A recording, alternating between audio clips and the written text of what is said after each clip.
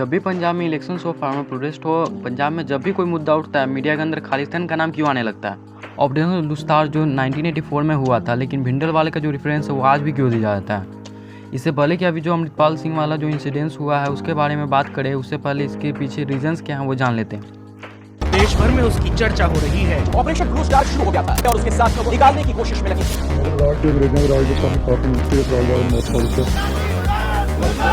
पंजाब की असली स्थिति क्या है? स्थिति तो गंभीर है।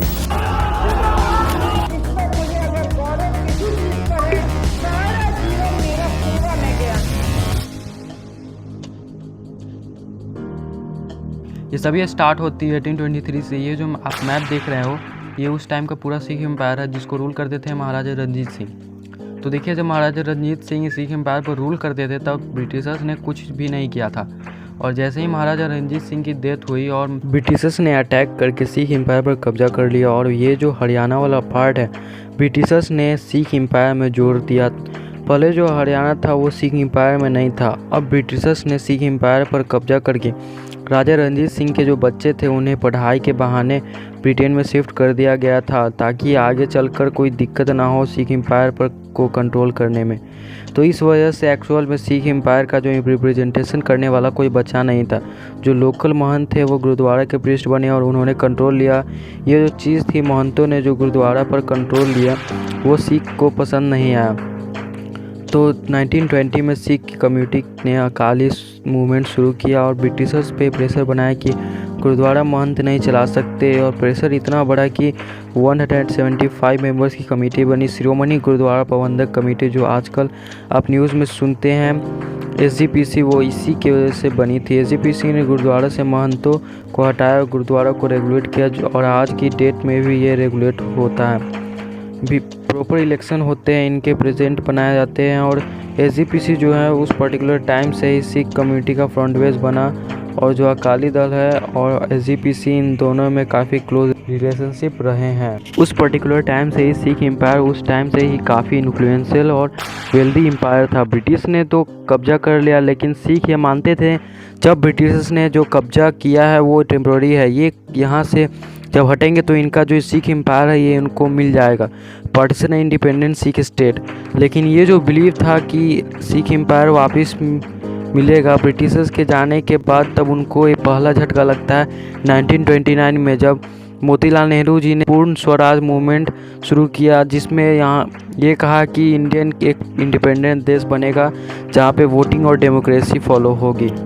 लेकिन सिख कम्युनिटी इस इम्प्रेशन में थी कि जब इंडिपेंडेंस मिलेगी तब हमारा सिख एम्पायर वापस मिल जाएगा। आप पुराने स्कल्पचर देखोगे तो वहाँ लिखा हुआ है राज करेगा खालसा। तो ये पूर्ण स्वराज की बात थी।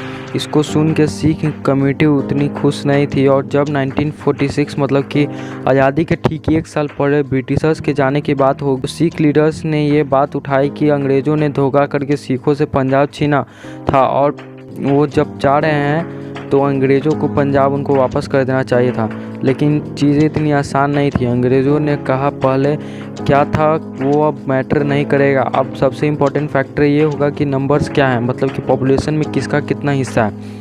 1941 में पंजाब के अंदर एक सेंसन हुआ था जिसमें मुस्लिम कम्युनिटी 53% थी, हिंदू 30% और सिख सिर्फ 15% के आसपास थे। और सिख कम्युनिटी को देखा जाए तो इंडिया के पॉपुलेशन का सिर्फ 1% हिस्सा था।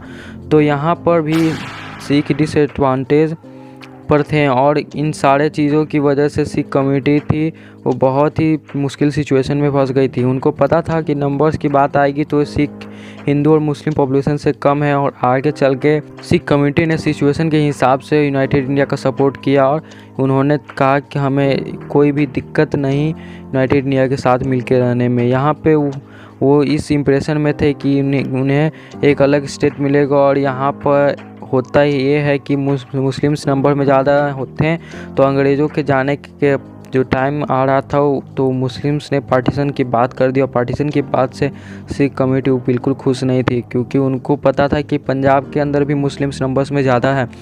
तो अगर पार्टीशन होगा तो पंजाब का भी पार्टीशन होगा। इसलिए सिख कम्युनिटी ने कहा हमें यूनाइटेड इंडिया से कोई दिक्कत नहीं है, लेकिन अगर इंडिया का पार्टीशन हुआ तो हमें भी सिखिस्तान चाहिए, क्योंकि इस समय से तो मुस्लिम्स को पाकिस्तान मिल जाएगा, हिंदूस को हिंदुस्तान मिल जाएगा, लेकिन हमें क्या मिलेगा। इसी वजह से शिरोमणि अकाली दल ने उसी पर्टिकुलर टाइम पे एक रेजोल्यूशन पास की जिसमें उन्होंने सिखिस्तान की मांग की, लेकिन इस सिखिस्तान की मांग इसलिए थी अगर पार्टीशन करोगे, वरना इंडिया के साथ रहने में उनको कोई प्रॉब्लम नहीं थी। 1946 में जवाहरलाल नेहरू जी ने सिखों को रिएश्योर किया और कहा कि पंजाब के बहादुर सिख के स्पेशल कंसिडरेशन को इंटाइटल है। मैं इसको गलत नहीं देखता कि इंडिया के नॉर्थ में एक इलाका हो जहां पे सिख आज़ादी से जी सके।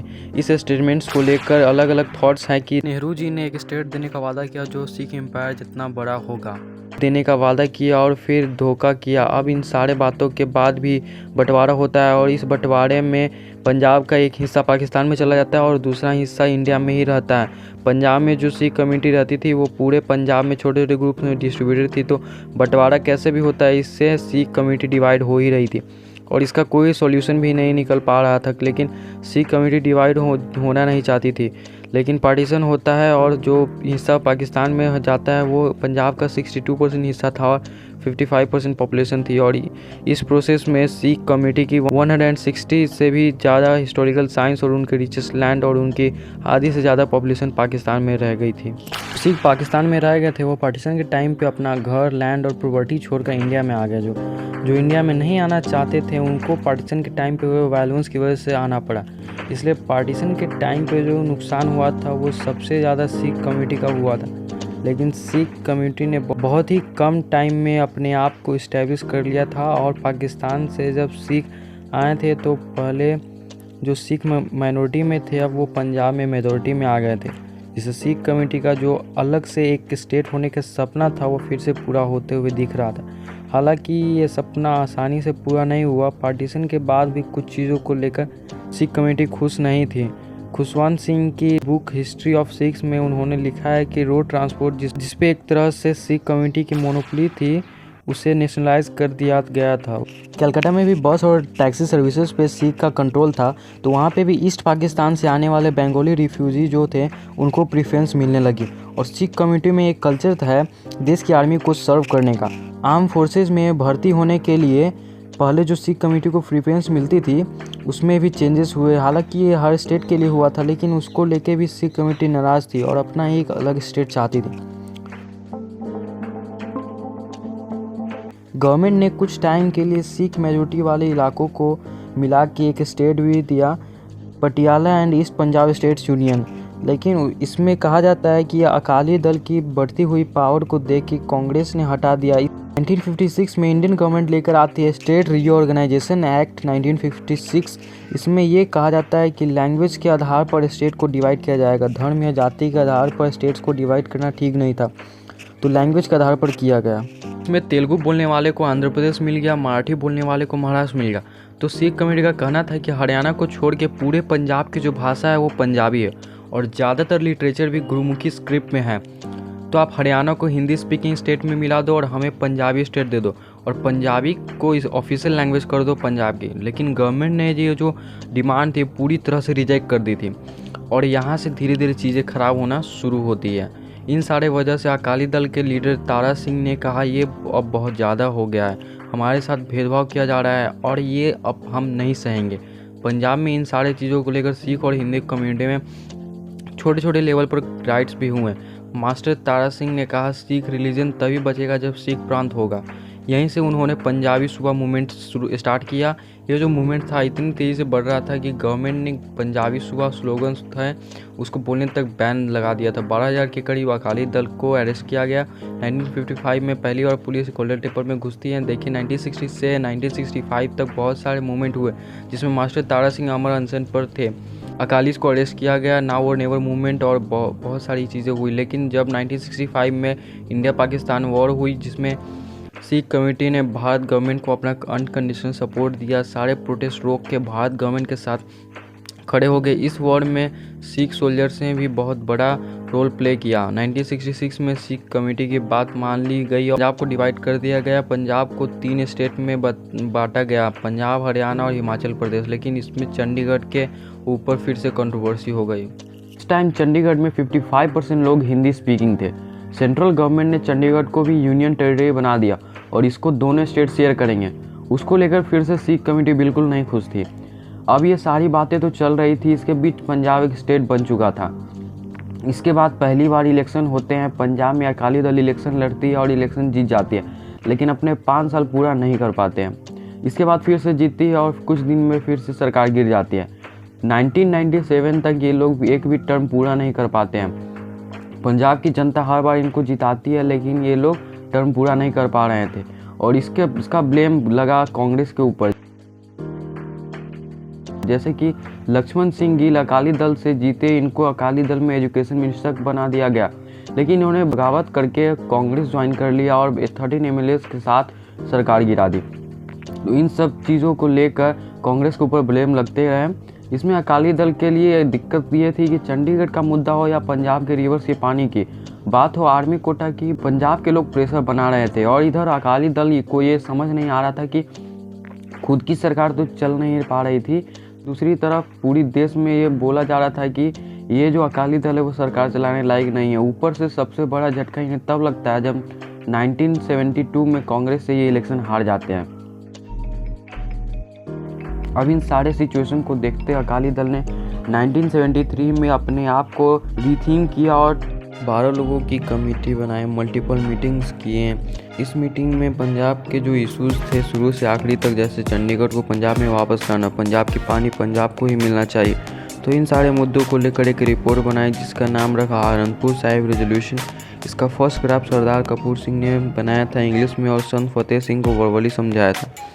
अगस्त 1977 में ज्ञानी अजमेर सिंह जो इस सेक्रेटरी थे अकाली दल के, इन्होंने एक नया ओरिजिन रिलीज़ किया। इसका खालिस्तानियों ने ये कहा कि आनंदपुर साहिब रेजोल्यूशन में अलग देश की मांग की गई है। आनंदपुर साहिब रेजोल्यूशन एक वेपन की तरह बन गया था जिसको लोग अपने हिसाब से यूज़ कर रहे थे। जब कंट्रोवर्सी बहुत ज़्यादा बढ़ गई तो संत हरचंद सिंह लोंगेवाले अकाली दल के प्रेसिडेंट थे, उन्होंने इंडियन पार्लियामेंट के दोनों हाउसेज के मेंबर्स को आनंदपुर साहिब रेजोल्यूशन की कॉपी भेजी और कहा कि आनंदपुर साहिब रेजोल्यूशन का ऑथेंटिक वर्जन है और कोई भी इस रेजोल्यूशन का गलत मतलब नहीं निकाले। उन्होंने कहा आनंदपुर साहिब रेजोल्यूशन में अलग देश की मांग नहीं की गई है और अगर कोई ऐसा कह रहा है वो गलत कह रहा है। देखिए, सिख कम्युनिटी अपने रिलीजन को लेकर काफ़ी सेंसिटिव है और यही रीज़न है कि पंजाब के अंदर रिलीजन के ऊपर पॉलिटिक्स करना हर पार्टी ने अपने एजेंडा में रखा है और जो पार्टी कमज़ोर होने लगती है तो वो रिलीजन लेकर आती है। और यहाँ अब आनंदपुर साहिब रेजोल्यूशन अब बहुत ही ज़्यादा स्ट्रॉन्ग होने लगा था, जिससे अकाली दल स्ट्रॉन्ग हो गए हैं और आगे चल के अकाली दल ने कांग्रेस को भी इलेक्शन में हराया। अब इससे डील करने के लिए कांग्रेस को कोई ऐसा फेस चाहिए था जो अकाली दल से ज़्यादा रिलीजियस हो और यही पे एंट्री होती है एक ऐसे आदमी की जिसकी वजह से पंजाब की पॉलिटिक्स 360 डिग्री चेंज हो जाती है। अब देखिए, पंजाब के अंदर कई रिलीजियस ऑर्गेनाइजेशन है जो रिलीजन और एजुकेशन को लेकर काम करती हैं। ऐसे ही एक ऑर्गेनाइजेशन है दमदमी तक्सल, और क्योंकि ये दमदमी तक्सल तहसील मोंगा के भिंडर गांव में थी इसलिए उस गांव में रहने वाले को भिंडर वाले कहा जाता था। इसके बाद जर्नैल सिंह को दमदमी तक्सल का लीडर बनाया गया और लोगों को संत जर्नैल सिंह भिंडर वाले के नाम से बुलाते थे। भिंडर वाले बहुत तेज़ी से फेमस होने लगा और लोग उनके पास आके अपनी प्रॉब्लम को सॉल्व करवाते थे। आगे चल के कांग्रेस में भिंडरवाले को अकाली दल के खिलाफ एसजीपीसी के इलेक्शन में खड़ा कर दिया और भिंडरवाले को सरकार की तरफ से पूरा सपोर्ट मिल रहा था और भिंडरवाले के किसी भी इंसिडेंट पर गिरफ्तारी नहीं हो रही थी। लेकिन 13 अप्रैल 1978 को एक ऐसा इंसिडेंट हुआ जिससे भिंडरवाले मेन स्ट्रीम लीडर से भी ज़्यादा पॉपुलर हो गया। 1981 में पूरे देश के अंदर सेंसन स्टार्ट हो जाते हैं, उसमें बेसिकली मदर टंग पूछी जाती है। इसलिए भिंडरवाले ने पंजाब के लोगों से कहा कि सब अब लोग अपनी मातृभाषा पंजाबी बताएंगे। इसको लेकर हिंदूज डर रहे थे, लेकिन पंजाब केसरी जो न्यूज़पेपर था उसके एडिटर लाला जगत नारायण, इन्होंने यह कहा कि हिंदू को डरने की कोई ज़रूरत नहीं है, आपसे जब पूछा जाए तो आप अपनी मातृभाषा हिंदी ही बोले। और इस चीज़ को रोज़ आर्टिकल में पब्लिश करते थे, लेकिन इस वजह से इनको गोली मार दी जाती है। इस इंसिडेंट्स को लेकर गवर्नमेंट के ऊपर बहुत प्रेशर बनता है कि अब तो भिंडरवाले को अरेस्ट करना पड़ेगा वरना हिंदू कम्युनिटी बुरा मान जाएगी। शुरू में तो गवर्नमेंट नहीं करती है, जब पंजाब के बाहर से भी प्रेशर बनना शुरू हो जाता है तो गवर्नमेंट को अरेस्ट करना पड़ता है और यहाँ से कांग्रेस और भिंडरवाले में कॉन्फ्लिक्ट शुरू हो जाते हैं। और भिंडर वाले कांग्रेस के हाथ में बाहर निकल जाते हैं। जैसे ही गवर्नमेंट अरेस्ट करती है, पूरे पंजाब के अंदर वायलेंस होना शुरू हो जाते हैं। 17 लोगों की जानें चली जाती है। ये वायलेंस इतना आउट ऑफ कंट्रोल हो जाता है कि भिंडर वाले को जेल से छोड़ना पड़ता है शांति के लिए।